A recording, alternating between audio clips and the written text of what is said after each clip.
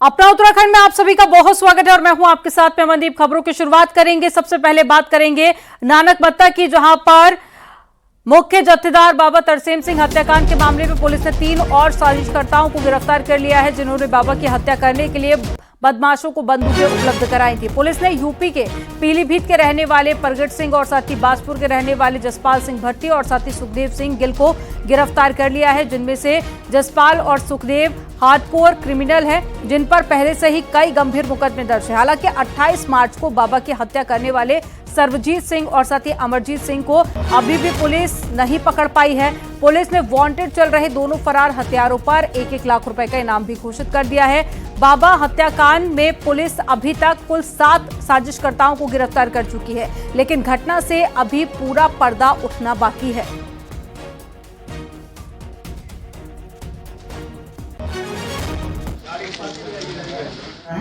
तो ये योजनाबद्ध तरीके से पहले से ही प्लानिंग करके सोनू और जसपाल ने वेपन तैयार किया था, और जब दिलबाग और ये सभी लोगों ने शूटर्स को इकट्ठा किया और इनको वहाँ भेजा, तो बाजपुर में भेजा, तो बाजपुर में ये शूटरों से मिलते हैं और उनको असला उपलब्ध कराते हैं। ये 315 की जो राइफल है, पिस्टल बट की, उसको उपलब्ध कराते हैं। तो पहले से ही तैयार करके ये सब चीज़ें सीसीटीवी में कैप्चर हुआ है। और जिस गाड़ी से इन्होंने लाके असला को लाके इनको हैंडओवर किया था, वो पिछली बार ही हमने अरेस्ट कर लिया था, डिटेन करके हमने बरामद कर लिया था। बागेश्वर पुलिस ने नाबालिग से बलात्कार के 6 आरोपियों को गिरफ्तार किया है। मामले में शातिर 5 लोगों को पुलिस ने गिरफ्तार कर जेल भेज दिया, जबकि मामले में एक नाबालिग को पुलिस ने उसके पिता को सौंप दिया है। आपको बता दें कि नाबालिग लड़की ने 6 लोगों पर बलात्कार का आरोप लगाया था, जिसके बाद में पुलिस ने ये कार्रवाई की।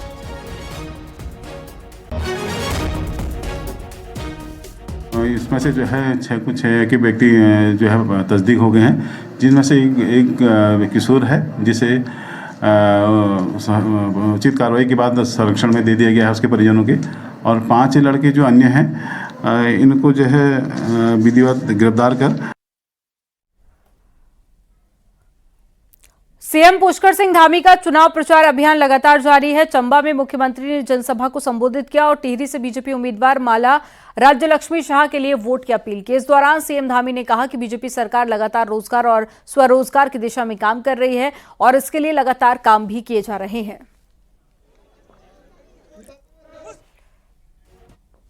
लॉन्च करवाया है, होम स्टे को हम बढ़ा रहे हैं। आज बागवानी के क्षेत्र में, उद्यान के क्षेत्र में हमने 20,000 से भी ज्यादा पॉली हाउस बनाने का निर्णय लिया है। ऐसे अनेक काम किए हैं जिसके कारण से उत्तराखंड के अंदर रोजगार, स्वरोजगार बढ़े, हमारे स्वयं सहायता समूह बढ़े, हमारी बहनें आगे आए, अपने पैरों पर खड़े हों। पिछले दिनों हमने देहरादून में हमने इन्वेस्टर ग्लोबल समिट किया था, और उस इन्वेस्टर ग्लोबल समिट में पूरे दुनिया के 50 से भी ज्यादा देशों के लोगों ने भाग लिया है। 3,54,000 करोड़ के यहाँ उन्होंने हमारे साथ एमओयू किया। हरिद्वार के इब्राहिमपुर मसाही में भी सीएम धामी ने जनसभा को संबोधित किया और बीजेपी उम्मीदवार त्रिवेंद्र सिंह रावत के लिए वोट की अपील की। इस दौरान सीएम धामी ने कहा कि लोकसभा चुनाव में बीजेपी की बंपर जीत होगी। वहीं सीएम धामी ने कहा कि कांग्रेस का कुनबा बिखर रहा है और कांग्रेसी बीजेपी में शामिल हो रहे हैं। बहुत सारे हमने महत्वपूर्ण कार्य किए हैं। कई कार्य अभी हमारे पाइपलाइन में, जल्दी ही हम हरिद्वार में ऋषिकेश हरिद्वार गंगा कॉरिडोर बनाने के विषय पर लगातार काम कर रहे हैं। यूआईडीबी को इसका काम दे दिया गया है। 2026 तक काशी की तर्ज पर, जैसा हमारे प्रधानमंत्री जी ने काशी का विकास किया है, काशी कॉरिडोर बनाया है, उसी प्रकार से हरिद्वार ऋषिकेश में हम गंगा कॉरिडोर बनाएंगे और 2026 तक हमने इसको पूरा करने का भी लक्ष्य लिया हुआ है। आप देख रहे होंगे हरिद्वार में भी पहले हरीश रावत जी लड़ते थे, अब उन्होंने अपने बेटे को ले आए हैं, उनको अब चुनाव में खड़ा कर दिया है। परिवार में ही जो है परिपाटी आगे बढ़ रही है, और इसी कारण हरिद्वार में भी उनका कुनबा बिखरता हुआ नजर आ रहा है। आज दिनेश अग्रवाल जी, जो 3 बार के विधायक, उत्तराखंड सरकार के मंत्री रहे, रावत जी के बहुत करीबी थे, भाइयों बहनों, यशपाल आर्या जी के करीबी थे, कांग्रेस हाईकमान के भी करीबी थे। आज कांग्रेस को छोड़कर उन्होंने भारतीय जनता पार्टी की सदस्यता ग्रहण कर ली है। वहीं इससे पहले आज जो सीएम धामी नैनीताल के मुक्तेश्वर पहुंचे, जहां पर बीजेपी उम्मीदवार अजय भट्ट के समर्थन में जनसभा को संबोधित किया और जनता से बीजेपी के लिए वोट करने की अपील की। इस दौरान सीएम धामी ने कहा कि मोदी जी के नेतृत्व में देश लगातार आगे बढ़ रहा है। वहीं सीएम धामी ने कांग्रेस के मैनिफेस्टो पर भी सवाल उठाए। सीएम धामी ने कांग्रेस के घोषणा पत्र को मुस्लिम लीग का घोषणा पत्र करार दिया। पत्र में क्या है? वो कहते हैं मुस्लिम पर्सनल लॉ, जो मुस्लिम पर्सनल लॉ है उसको हम लागू करेंगे। यानी कि कांग्रेस का वो घोषणा पत्र नहीं लगता है। एक तरफ हम समान नागरिक संहिता की बात कर रहे हैं, धारा 370 समाप्त कर रहे हैं, देश से तुष्टीकरण समाप्त करने की बात कर रहे हैं, और कांग्रेस पार्टी कहां जा रही है? केवल वोटों के लिए तुष्टीकरण की बात कर रही है। भाइयों बहनों, ऐसा लगता नहीं है कि कांग्रेस का घोषणा पत्र है, ऐसा लगता है कि मुस्लिम लीग की जो परिभाषा है, मुस्लिम लीग का जो विचार है, वो मुस्लिम लीग का घोषणा पत्र लगता है। भाइयों बहनों,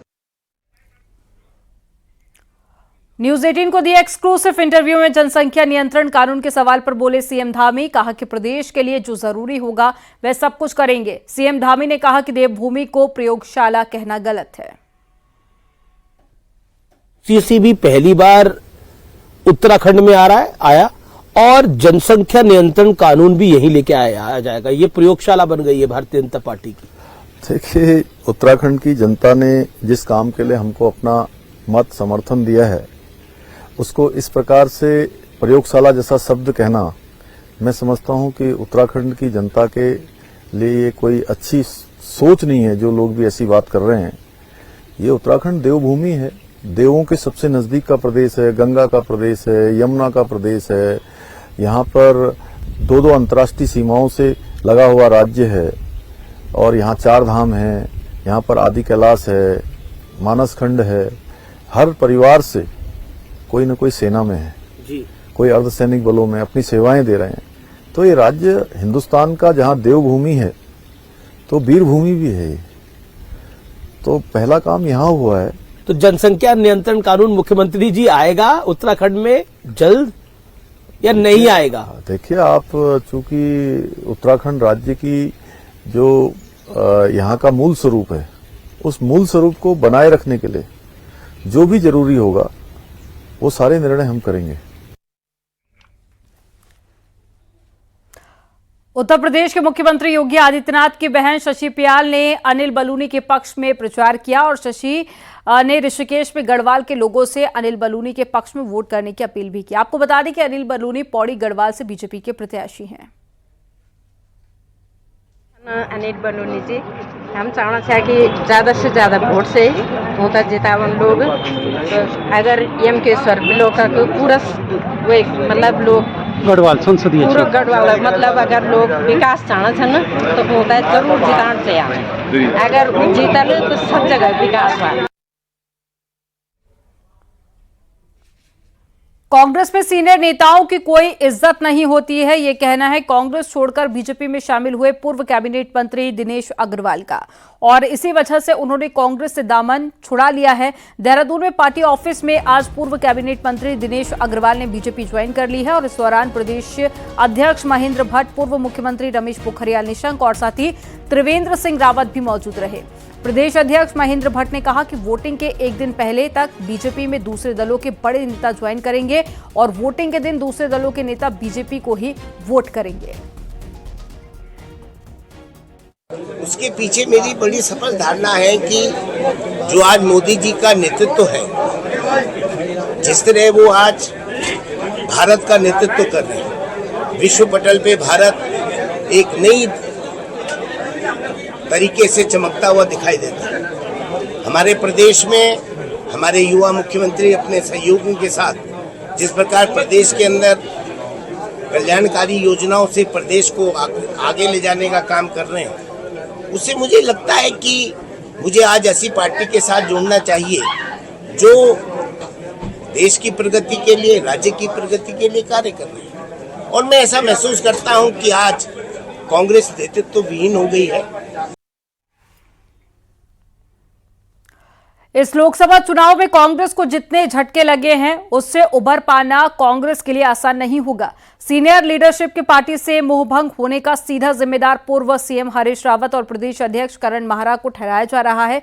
इसी से जुड़ी एक रिपोर्ट। उत्तराखंड में जिन लोगों को कांग्रेस ने कब से कुछ नेताओं को तो ब्लॉक प्रमुख से बना के और केंद्र तक हर वो पद दिया, जबकि वो बहुत चुनाव भी हारे, सिर्फ प्रधानमंत्री को छोड़ के सारे पद उनको दिए, लेकिन आज उनका दृष्टिकोण क्या है? सिर्फ अपने परिवार तक सीमित है।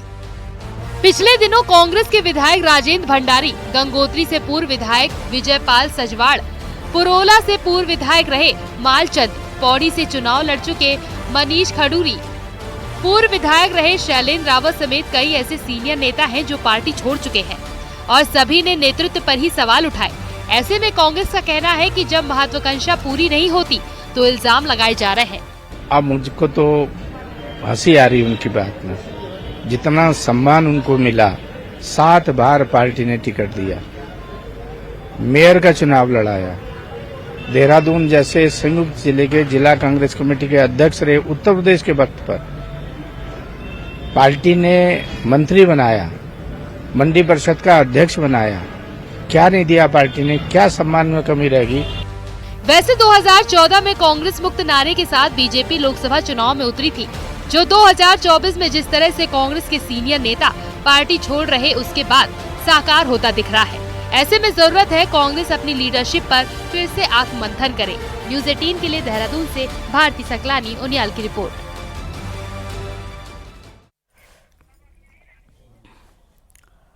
ऋषिकेश के डोईवाला में कांग्रेस के सीनियर लीडर हरीश रावत ने रोड शो किया और हरिद्वार से कांग्रेस उम्मीदवार वीरेंद्र रावत के लिए जनता से वोट करने की अपील की। इस दौरान हरीश रावत ने कहा कि जनता ने परिवर्तन का मन बना लिया है। वहीं हरीश रावत ने कांग्रेस से बीजेपी में गए दिनेश अग्रवाल पर भी चुटकी ली। हरदा ने कहा कि कुछ तो उनकी मजबूरियां रही होंगी, उनकी मजबूरियां उन्हें मुबारक। कांग्रेस के हाथ में है, ये जनमानस का आम धारणा है, बदलाव का मन बना चुके हैं। सर आपके कुछ क्या नाराजगी? कुछ तो मजबूरियां रही होंगी, कोई यूं ही बेवफा नहीं होता, तो उनकी मजबूरियां उनको मुबारक हों। गढ़वाल संसदीय सीट से बीजेपी प्रत्याशी अनिल बलूनी ने रविवार को मलेथा, कीर्तिनगर और डांगचूरा, बड़ियारगढ़ और पौड़ीखाल, देवप्रयाग समेत कई स्थानों पर जनसंपर्क अभियान किया और छोटी छोटी नुक्कड़ सभाएं की। अनिल बलूनी ने कहा कि प्रधानमंत्री नरेंद्र मोदी का गढ़वाल से गहरा लगाव रहा है और ये लगाव उनके प्रधानमंत्री बनने से पहले भी रहा। उन्होंने लोगों से अपील की है कि ये 19 अप्रैल को वोट नरेंद्र मोदी को देकर फिर से प्रधानमंत्री बनाने के लिए है और ये चुनाव विकसित गढ़वाल के लिए है।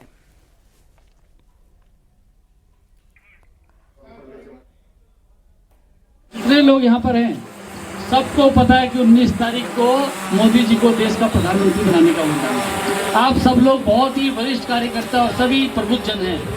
आप सब प्रबुद्धजनों से मेरा आग्रह है कि आने वाले समय में उत्तराखंड के विकास के लिए, देश के विकास के लिए, इस गढ़वाल को एक विकसित गढ़वाल बनाने के लिए आप सबको लोगों को जाना है, बताना है कि भारतीय जनता पार्टी को वोट डालिए, मोदी जी को वोट डालिए। श्रीनगर विधानसभा और आसपास के क्षेत्र में अब स्थानीय जनता कांग्रेस के विरोध में आ गई है। स्थानीय जनता ने कांग्रेस को चेतावनी देते हुए पोस्टर लगाए हैं, जिसमें कांग्रेस को चेतावनी देते हुए लिखा है कि सीडीएस विपिन रावत का अपमान करने वाली कांग्रेस का क्षेत्र में घूमना प्रतिबंधित है। पोस्टर में यह भी लिखा है कि विपिन रावत का अपमान पूरे उत्तराखंड का अपमान है। वहीं आपको बता दें कि प्रधानमंत्री मोदी और गढ़वाल सीट से बीजेपी प्रत्याशी अनिल बलूनी भी इस मुद्दे पर कांग्रेस की प्रमुखता से आलोचना कर चुके हैं।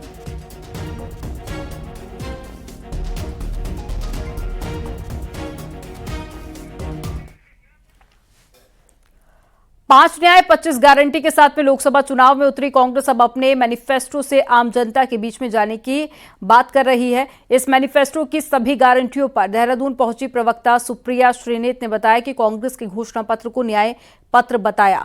उन्होंने यह भी कहा कि कांग्रेस 30 लाख सरकारी नौकरियां देगी और साथ ही अपने घोषणा पत्र को बेरोजगारों और महिलाओं पर केंद्रित बताया।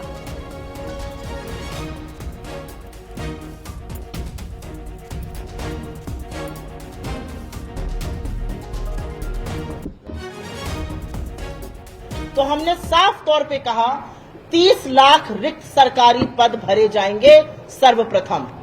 हमारा दूसरा बड़ा आह्वान है, किसी भी ग्रेजुएट या डिप्लोमा धारक को 1 साल के लिए अप्रेंटिसशिप प्रोग्राम के तहत ट्रेनिंग मिलेगी, जिसमें 1 लाख रुपए सालाना मिलेगा। देहरादून में सुप्रिया श्रीनेत ने कांग्रेस के घोषणा पत्र न्याय पत्र की खूबियों को सामने रखा, तो इससे ठीक बाद में बीजेपी ने इसका जवाब दिया। बीजेपी प्रदेश प्रवक्ता सुरेश जोशी ने कहा कि ये न्याय पत्र नहीं, अन्याय पत्र है। उन्होंने कहा कि शिक्षा, स्वास्थ्य, विकास, न्याय, रोजगार से लेकर हर विषय पर हमेशा अन्याय करने वाली कांग्रेस को आज न्याय की याद आ रही है।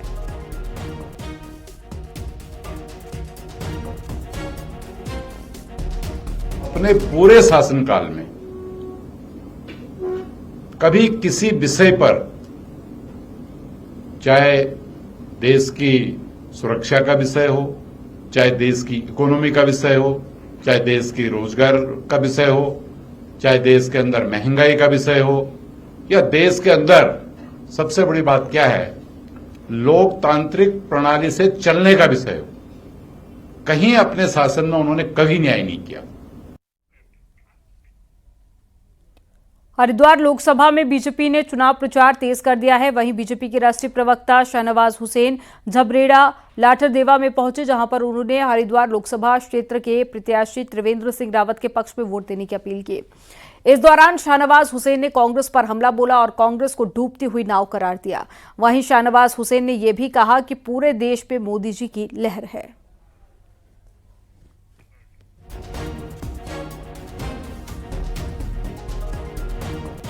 हर जगह मोदी आ रहे हैं, हर जगह मोदी लड़ रहे हैं। जीतेंगे मोदी, आएंगे मोदी, छाएंगे मोदी। पूरे कश्मीर से कन्याकुमारी तक मोदी मोदी हो रहा है। हमने अल्पसंख्यक समाज से भी कहा है, कांग्रेस के डूबते नाव में नहीं बैठ रहा है, मोदी के नाव में बैठ रहा है, यही बेड़ा पार कराएंगे।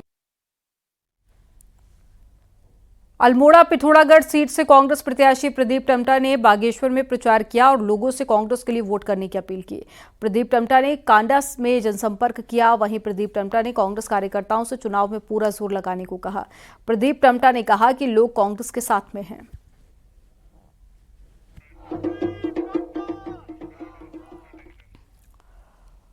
और अब आपको पहाड़ से जुड़ी हुई 10 खबरें दिखाते हैं फटाफट अंदाज में।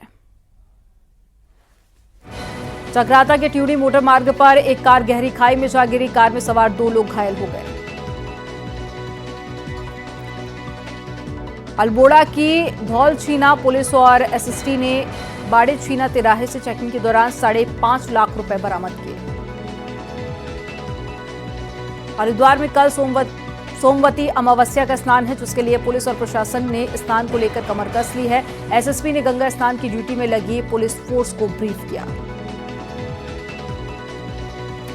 अल्मोड़ा में कांग्रेस स्वतंत्रता सेनानी उत्तराधिकारी प्रकोष्ठ के महामंत्री ने चुनाव में कांग्रेस की जीत का दावा किया। इंडिया गठबंधन से जुड़े संगठन के लोगों ने हरिद्वार में प्रेस कॉन्फ्रेंस की और बीजेपी सरकार पर कई सवाल खड़े किए। रुद्रप्रयाग में अगस्त्य मुनि राजकीय बालिका इंटर कॉलेज में बनाए जा रहे मॉडल महिला बूथ पर उप जिला निर्वाचन अधिकारी ने जायजा लिया। रुद्रप्रयाग जिले में 70 पोलिंग पार्टियों को मास्टर ट्रेनरों द्वारा ईवीएम और वीवीपैट की ट्रेनिंग दी गई। हल्द्वानी में आरएसएस ने हिंदू नव वर्ष के स्वागत के लिए भव्य पथ संचलन किया, जिसका संचलन रामलीला मैदान से शुरू हुआ और रामलीला मैदान में खत्म हुआ। बागेश्वर के जंगलों में इन दिनों आग लगने की घटनाएं ज्यादा देखने को मिल रही है, जिससे कि कई मरीजों और बुजुर्गों को दिक्कतों का सामना करना पड़ रहा है। रामनगर वन प्रभाग के सीतावनी में पर्यटकों की संख्या लगातार बढ़ रही है और गर्मियों की छुट्टी में सैलानियों की और संख्या बढ़ने की उम्मीद जताई जा रही है।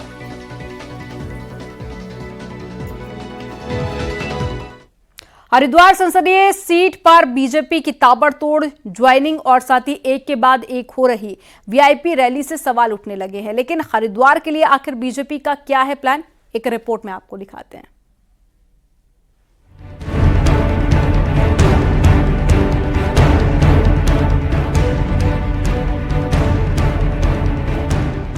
चौदह विधानसभा क्षेत्र वाली हरिद्वार संसदीय सीट की 11 विधानसभाएं हरिद्वार जिले में पड़ती हैं, तो 3 विधानसभाएं देहरादून जिले में। 14 में से 6 सीटें बीजेपी के पास है, तो शेष 9 सीटों पर कांग्रेस, बसपा और निर्दलीय का कब्जा है। करीब 20 लाख वोटर्स वाली इस सीट पर 8.5 लाख के आसपास मुस्लिम वोट है, जो कभी बीएसपी तो कभी कांग्रेस के पाले में जाता रहा है। यही वोटर्स बीजेपी के डर का कारण है। इस वोट बैंक को पाले में रखने के लिए ही ताबड़तोड़ ज्वाइनिंग हो रही है। हरिद्वार में ऐसे तमाम नेताओं के लिए लाल कारपेट बिछा दिए गए हैं, जो थोड़ा बहुत भी जनाधार रखते हैं। बीएसपी से 3 बार के विधायक रहे हरिदास, बीएसपी नेता सुबोध राकेश, पूर्व मंत्री दिनेश धनय के बेटे कनक धनय, 3 बार के मंत्री रह चुके कांग्रेस नेता दिनेश अग्रवाल, डोईवाला से निर्दलीय चुनाव लड़ चुके एसपी सिंह, ज्वालापुर से विधानसभा चुनाव लड़ चुके कांग्रेस नेता एसपी सिंह, मेयर चुनाव लड़ चुके कांग्रेस नेता संजय महंत, विधानसभा चुनाव लड़ चुके पुरुषोत्तम शर्मा को अभी तक बीजेपी ज्वाइन कराई जा चुकी है। कोई डर नहीं, माहौल बन रखा है, कहीं डर नहीं है। हम मत प्रतिशत बढ़े और हमने 5 लाख का लक्ष्य दिया है और लक्ष्य की और हम उससे भी आगे बढ़े, इस भाव के साथ नीतियां तय की हैं और बड़ी संख्या में लोग हमसे जुड़ रहे हैं। देखिए, तमाम लोग आज माननीय मुख्य प्रधानमंत्री जी के साथ कदम से कदम मिलाकर चलना चाहते हैं और माननीय प्रधानमंत्री जी ने जो विकसित भारत का संकल्प लिया है उसमें अपना योगदान करना चाहते हैं। तो हम सबका स्वागत कर रहे हैं और हरिद्वार लोकसभा हम प्रचंड बहुमत के साथ जीतेंगे। बीजेपी की कोशिश है कि दलित और मुस्लिम वोट किसी भी तरह कांग्रेस को शिफ्ट न हो। 2019 के लोकसभा चुनाव में यहां बीएसपी को 14% वोट मिले थे, जबकि कांग्रेस को 32% और बीजेपी को कुल 52% वोट मिले थे।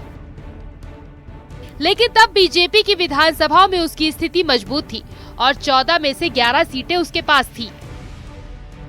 और 2019 में हम फिर लगभग 3 लाख मतों से जीते और अब तो हमने लगभग सब एक तरफा कर दिया है, तो 5 लाख से भी अधिक मतों से है। निश्चित हम हरिद्वार की सीट को भी लेंगे और पूरी उत्तराखंड की 5 सीटों का 5 लाख मतों से भी अधिक से निश्चित रूप में जीतेंगे। इतना ही नहीं, स्टार प्रचारकों के भी धुआंधार दौरे हरिद्वार सीट पर कराए जा रहे हैं। बीजेपी अध्यक्ष जेपी नड्डा हरिद्वार में रोड शो के साथ साधु संतों से मुलाकात कर चुके हैं। तो अब 11 अप्रैल को प्रधानमंत्री मोदी भी यहां पहुंच रहे हैं। कुल मिलाकर धर्म नगरी हरिद्वार की मजबूत नाकेबंदी में फिलहाल बीजेपी जुटी है। न्यूज़ 18 के लिए देहरादून से सुनील नवप्रभात की रिपोर्ट।